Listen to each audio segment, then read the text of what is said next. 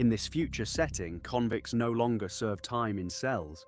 Instead, they're kept under a sedated, coma-like state called hypersleep, a cheaper and more humane alternative to prison, though it takes a psychological toll.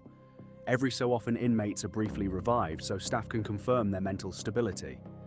Dr. Levi handles routine wake-ups, showing prisoners family photos and quizzing them to make sure they still know who they are, since their minds don't register the passage of time, even as their bodies age dramatically.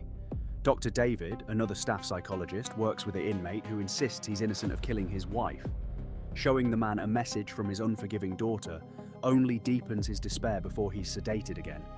A colleague, Vali, jokes that he can read guilt on a prisoner's face alone. At home, David is with his girlfriend Viola.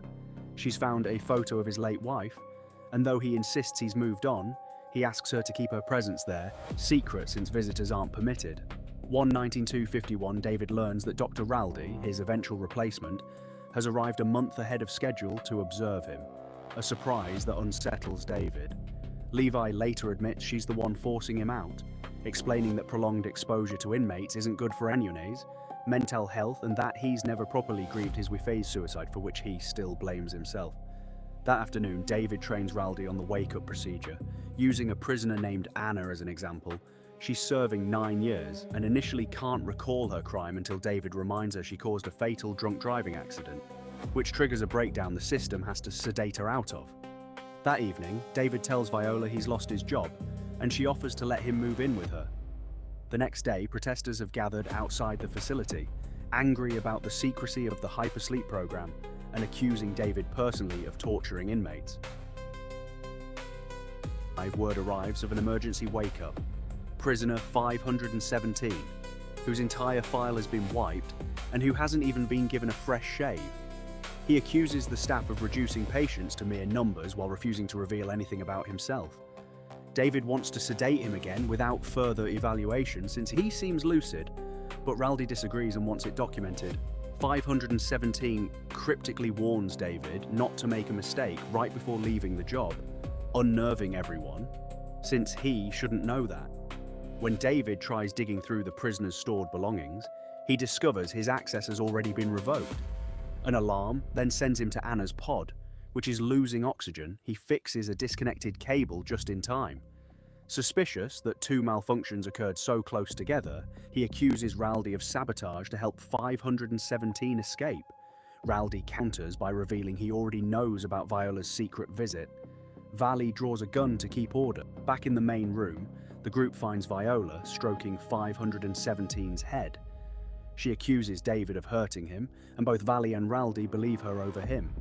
Once Raldi steps out to call Levi, Vali leans in to hear 517 whispering, only for the prisoner to grab his gun and shoot him, then force David to handcuff himself. 517 then begins undressing and kissing Viola, who unsettlingly seems to welcome it, before he starts strangling her. David breaks free of the chair and kills 517 with a piece of broken metal. David wakes up shaved and restrained, Levi explains.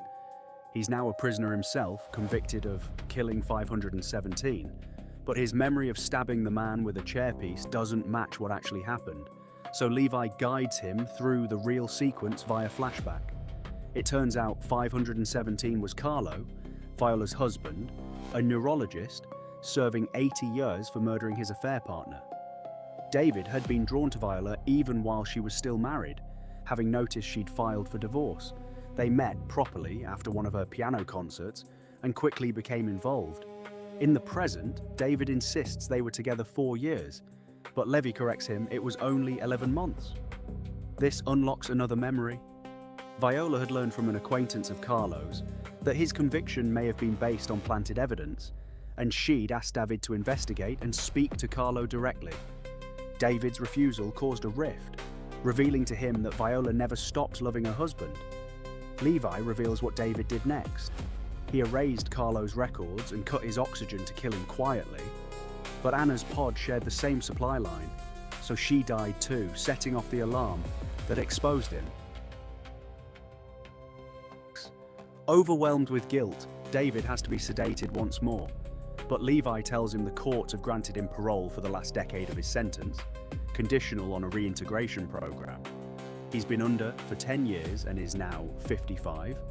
Leaving with only a wallet and a hat from his old locker, David meets his new parole officer, who lays out strict rules, mandatory job check-ins, no leaving the city, surprise inspections, before literally sticking the rules to the wall with chewed gum. That night, he can't stop dreaming of Viola. The next day, starting a new job at a hotel, he spots a strange man on the security cameras, miming a gun to his own head, then vanishing. At his first support group session, he learns disturbed sleep and vivid dreaming are common hypersleep side effects, and hallucinates his late wife accusing him of abandoning her. As part of his parole conditions, David is required to appear in a promotional ad for the Hypersleep program. When he tries to voice his real, troubling experiences, the director instead feeds him scripted lines about second chances. Later that evening, he follows the sound of a familiar piano into a bar and finds Viola performing with a band, no longer the classical pianist he remembers. She notices him, but avoids him, then later confronts him outside, blaming him for years of public harassment and demanding he stay away. Back at his apartment, he finds it ransacked, with his parole officer inside mocking his taste in poetry. The officer chokes him against the wall, sarcastically noting that killing him would be a mercy, then discards a photo David had swapped in for the posted rules, a photo David doesn't even recognize. While scrubbing graffiti off the hotel's entrance, David runs into Valley, now retired, who explains the marking identifies buildings that employ ex-convicts. When David mentions the mysterious photo, Valley takes it seriously enough to hand over his own gun. The next day, Anna approaches, Anna's husband, and tells David, posing as a former colleague, that Anna had been framed because she knew too much. It emerges that Anna had been investigating the hypersleep system itself, and that a government minister especially resented her work. Her husband had secretly preserved a box of her research notes and press clippings, in which David spots Carlo's name too. Recognizing David as Anna's killer from the articles, the husband throws him out. David goes straight to Viola, who threatens to call police but agrees to hear him out. He explains that Carlo and Anna had been investigating the same system together, making their deaths too coincidental to ignore. Searching Anna's notes, they find every name belongs to a former hypersleep inmate, and an old article links the minister to a man named Aaliyah, the same person who once told Viola that Carlo was innocent that night. Staking out Aaliyah's office, David confronts him at gunpoint.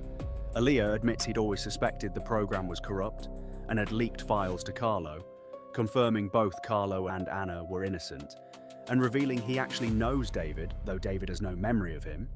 Aaliyah disarms David, discovers the gun was never loaded, wipes his prints, and returns it, calling it proof David isn't a killer, before warning them to stay away and leaving. Back at Viola's, as she tends his wound, she apologizes for pulling him into danger, but he tells her she's the one who's brought him back to life, and they kiss 10:50. After they sleep together, David leaves for his night shift in Viola's car and spots the mysterious man from the cameras again, gesturing at his own head.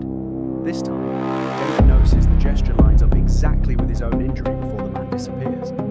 Fiddling with his hat in the car, he discovers something hidden in the fabric, an SD card, blaming Viola for taking it himself. Before his arrest, he'd secretly woken Carlo to question him at Viola's request.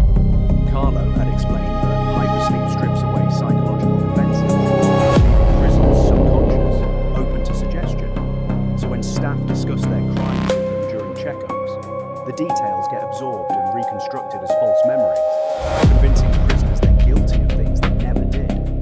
The recording is cut short when David is heard returning Carlo to sleep, with Carlo begging him not to tell Viola to protect him. Back in the present, a scream reveals Viola being forced into a van. David follows it to an upscale event, bluffs his way inside using an overheard name, and calls Rowley, who denies having seen Viola in a decade. Then Minister Costa arrives, and David realizes Rowley has been working for him all along, and was the one who actually killed Carlo and Anna, though Rowley insists it's David's fault for reopening their cases. As Costa prepares to address the crowd, David takes Rowley hostage, fires into the ceiling, and demands Viola's return, denouncing the program for punishing innocent people. Costa deflects with political rhetoric about hypersleep success in cutting crime, arguing it gives inmates a real fresh start and failed rehabilitation. The parole officer brings